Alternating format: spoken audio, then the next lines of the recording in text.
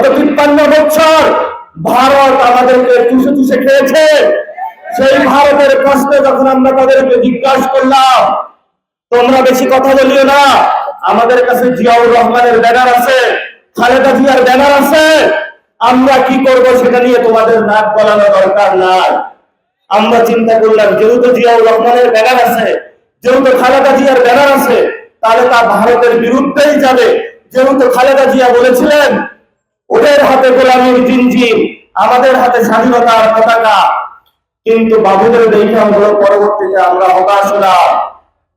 ওরা ইলেকশনে ভারতের সাথে হাত মিলাইলো, আওয়ামী লীগের সাথে হাত মিলাইলো। ইলেকশনের পরে যখন সংসদে আমরা বললাম বাংলাদেশে ভারত রাষ্ট্র সীমান্তে মানুষ হত্যা করতেছে, বাংলাদেশকে অনেক লোক পাঠিয়ে দিচ্ছে, এই বিষয়ে সংসদে আমরা কথা বলতে চাই, বিএনপি সেটা সংসদ থেকে খারিজ করলো।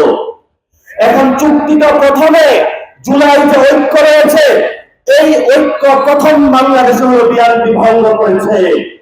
দ্বিতীয়ত হলো জুলাইকে প্রথম বাংলাদেশে বিকৃত করেছে বিএনপি। তৃতীয়ত হলো যদি জুলাইয়ের সাথে আবু সাইদের রক্তের সাথে কেউ গাদ্দারি করে থাকে, বাংলাদেশে প্রথম করেছে বিএনপি। বিএনপি যদি ঠিক হয়, আবার বাংলাদেশে জুলাইয়ের ঐক্য হবে, ফেসিবাদ বিরোধী ঐক্য হবে। তাহলে আওয়ামী লীগের সাথে আমাদের যেভাবে লড়াই হচ্ছে ফেসিবাদী ব্যবস্থার কারণে, সে একই ব্যবস্থা যদি বিএনপির মধ্যে থাকে, তাদের সাথে আগামীতে শক্ত লড়াই হবে আমাদের।